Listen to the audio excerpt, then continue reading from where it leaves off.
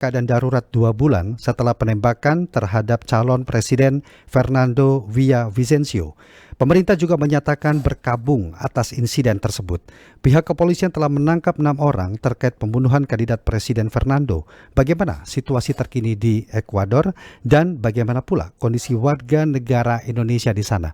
Kami akan hadirkan perbincangannya melalui aplikasi Zoom bersama dengan Duta Besar Indonesia untuk Ekuador, Agung Kurniadi. Pak Agung Kurniadi, selamat malam waktu Jakarta. Selamat malam Pak Rudi Zain, waktu Jakarta. Selamat malam pemirsa RRI Pro 3. Ya, bagaimana kabar Pak Dubes malam hari ini atau hari ini Pak? Terima kasih, Alhamdulillah kabar kami sekeluarga dalam keadaan baik dan sehat Pak Rudi. Baik. Pak Dubes, bisa digambarkan bagaimana kondisi terkini di Ekuador atau di Quito pasca penetapan kondisi atau keadaan darurat di sana Pak?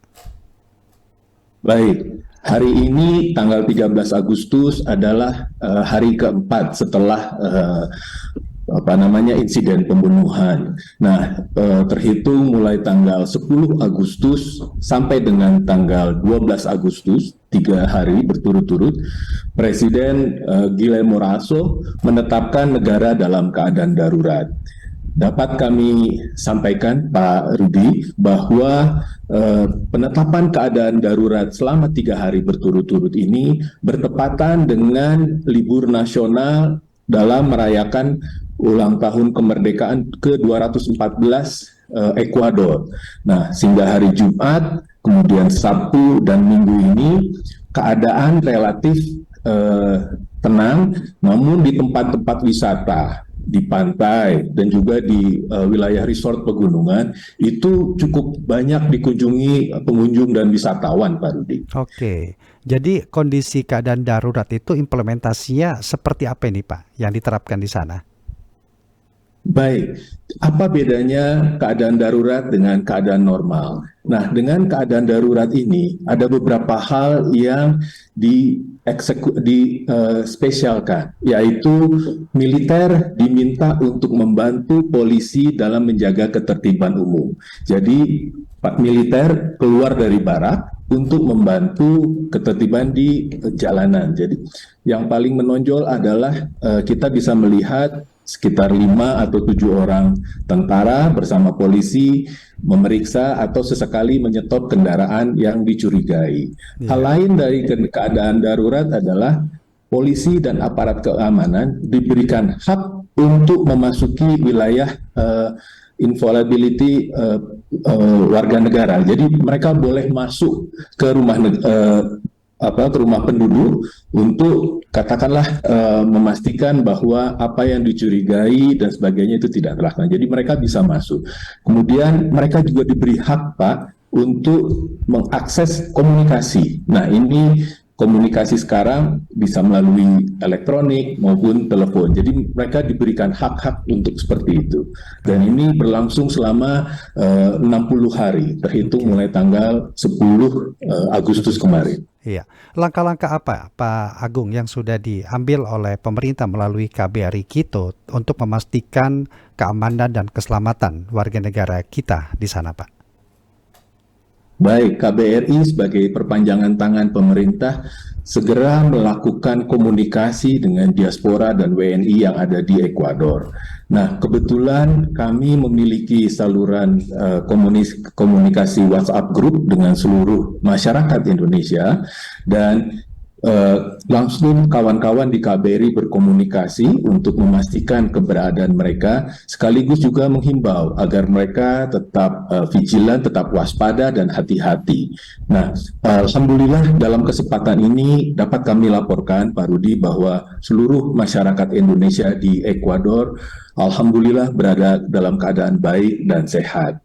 Tentu Pak Rudi juga paham bahwa kita tidak hanya di Indonesia, tapi juga di Ekuador dan di negara lain, masyarakat Indonesia akan merayakan kemerdekaan 17 Agustus. Mereka antusias, Pak Rudi. Beberapa sudah menyampaikan jadwal penerbangan, ketibaan untuk tiba di Quito. Karena mereka tinggal menyebar di sejumlah pelosok di Ekuador, Pak Rudi. Iya. Nah, untuk misalnya kalau nanti KBRI mengadakan acara 17 Agustus yang akan diikuti oleh WNI kita di sana Pak ya, ini bagaimana koordinasi KBRI dengan otoritas keamanan di Ekuador untuk memberikan jaminan keamanan terkait dengan pelaksanaan hal itu Pak?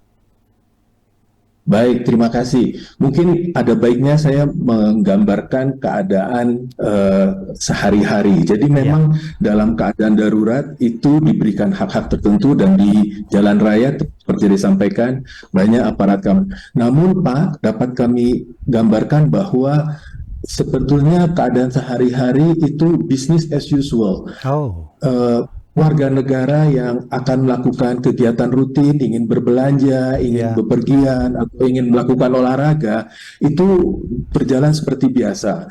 Bahkan beberapa teman-teman yang lagi mencari keperluan untuk upacara, itu mereka ke pasar tradisional atau ke perbelanjaan, itu seperti biasa, Pak Rudi. Namun memang rasa di situ bahwa orang-orang lebih waspada terkait mengenai upaya menjaga keamanan pada saat tanggal 17 Agustus. Ini adalah prosedur dan SOP standar bagi KBRI dan tentunya dengan seluruh perwakilan asing kita melaporkan kepada UPC, jadi polisi prefektur, polisi setempat, bahwa kita akan melakukan kegiatan, kemudian akan dihadiri sekian orang dan akan berlangsung dari jam sekian sampai jam sekian. Biasanya mereka akan katakanlah hadir, melihat atau memantau dari jauh. Ini yang juga akan kami lakukan nanti pada tanggal 17 Agustus mendatang. iya. Ada berapa banyak warga negara Indonesia Pak yang ada di Ekuador dan mungkin terkonsentrasi di wilayah mana? Di Quito kah atau di kota lainnya? Betul, Pak. Tidak banyak warga negara Indonesia yang bermukim di Ekuador. Jumlah terakhir itu 60 orang. Nah, sebagian besar itu adalah di Quito, karena kedutaan dan beserta keluarganya. Namun yang lainnya adalah karyawan dari perusahaan internasional eksplorasi minyak, kemudian saudara-saudara kita yang menjadi padre, misionaris, dan mereka ini tersebar di pelosok-pelosok kota kecil di Ekuador, Pak Rudi. Iya, ya. Antisipasi memang tidak diharapkan seandainya terjadi kondisi dengan peningkatan eskalasi yang ada di sana, Pak. Langkah-langkah antisipasi yang sudah disiapkan KBRI khususnya untuk keselamatan warga negara kita, bagaimana Pak Dubes? Baik, jadi tentu KBRI tidak bisa melangkah sendiri dalam menyikapi hal ini. Yang pasti, satu, bahwa komunikasi antara KBRI dengan seluruh warga Indonesia terjamin dan berjalan dengan baik.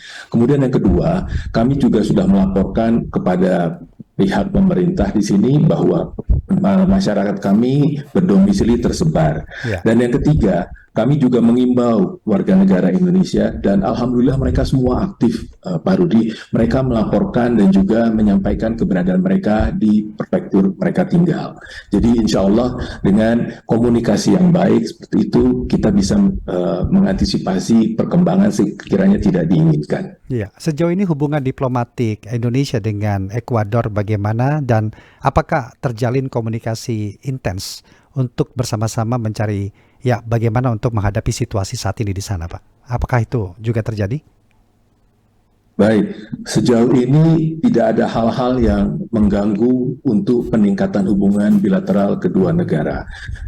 Yang paling utama sekarang kita coba isi ini adalah terkait mengenai mendekatkan kerjasama ekonomi yang kedua negara memiliki potensi yang sangat besar. Menjawab pertanyaan Bapak terkait mengenai penanganan masalah keamanan seperti ini, saat ini dalam kerjasama yang terstruktur kita coba menjalin kerjasama dalam mengantisipasi dan memberantas illicit drug trafficking, perdagangan gelap dan narkoba. Jadi dapat kami laporkan tahun lalu bulan Mei 2022 Badan Nasional Narkotika Indonesia telah bekerja sama dengan Kementerian Dalam Negeri Ekuador dalam memberantas dan melakukan kerjasama best practices terkait masalah ini. Jadi ini merupakan salah satu upaya bersama dalam memastikan bahwa masyarakat itu tidak terdampak terkait mengenai kejahatan internasional. Baik. Ya, Pak Dubes, tidak lengkap kalau belum diceritakan juga Pak persiapan 17-an yang akan digelar di KBRI. Karena ini kan sesuatu hal yang sangat ditunggu-tunggu warga negara Indonesia yang ada di negara-negara lain. Ini apa aja nih Pak? Nanti rangkaian kegiatan yang mungkin akan digelar yang sudah disiapkan sampai dengan saat ini. Baik, ada dua kegiatan utama, Pak. Yang pertama adalah kegiatan formal, yaitu upacara penaikan bendera merah putih. Ini yang paling ditunggu-tunggu oleh masyarakat Indonesia yang ada di Ekuador. Ya. Seperti Bapak ketahui, ketika pandemi, kami tidak bisa saling berdekatan, sehingga ketika upacara ini adalah momen yang baik. Akan jatuh pada hari Rabu. Banyak karyawan dan juga masyarakat Indonesia, hari Kamis, banyak masyarakat dan karyawan Indonesia yang telah mengajukan permohonan izin untuk tidak menghadiri kantornya. Dia akan ke Quito. Nah, ini mereka cukup antusias dalam seperti. Kemudian yang kedua adalah mengenai permainan tradisional, Pak. Ya. Jadi yang saya ingin sampaikan adalah pertama tentu kegiatan lomba balap karung ini adalah kegiatan lomba yang fardu, yang wajib, yang mereka sudah menyiapkan, dan kita sudah mencari karung persis seperti karung yang dilombakan seperti Indonesia. Kemudian ada juga permainan gaple, Pak, permainan tradisional itu. Jadi intinya adalah untuk melibatkan keakraban dan juga untuk saling bersilaturahmi. Tentu ada lomba-lomba dan permainan lain yang pasti mengundang tawa dan keceriaan. Seperti misalnya balap mengenai lempar sarung, kemudian mengenai tepung, dan juga lomba kursi.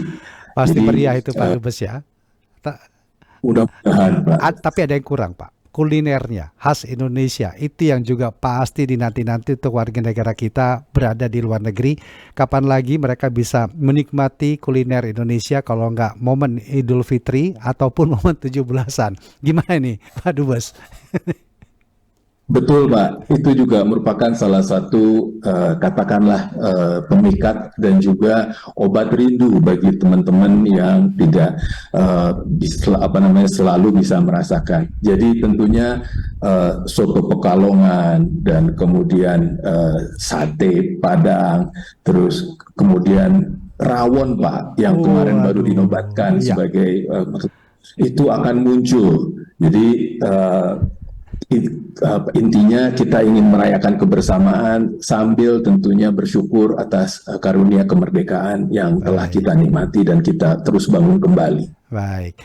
Pak Agung Kurniadi, terima kasih banyak sudah meluangkan waktu berbincang bersama dengan Pro 3 RRI. Sukses Pak ya untuk pelaksanaan acaranya, dan tentu kami berharap kondisi di sana pun juga semakin kondusif dan diberikan keselamatan kesehatan untuk warga negara kita yang ada di Ekuador. Terima kasih Pak Agung Kurniadi. Sehat selalu Pak. Selamat malam waktu Jakarta. Amin. Terima kasih banyak Pak. Selamat malam. Salam sehat selalu. Salam sehat. Demikian tadi Duta Besar Indonesia untuk Ekuador, Agung Kurniadi. Kami berbincang banyak hal, mulai dari kondisi keadaan darurat pasca penembakan kandidat presiden dan juga bagaimana keselamatan warga negara Indonesia di sana yang dipastikan saat ini dalam kondisi baik, tetap dalam pantauan ataupun menjalin komunikasi dengan pihak kedutaan besar kita di sana. Tidak hanya itu, kami tadi juga berbincang bagaimana kesiapan KBRI untuk merayakan HUT kemerdekaan RI ke-78. Baik pendengar, tetaplah bersama kami dalam Indonesia Menyapa Malam.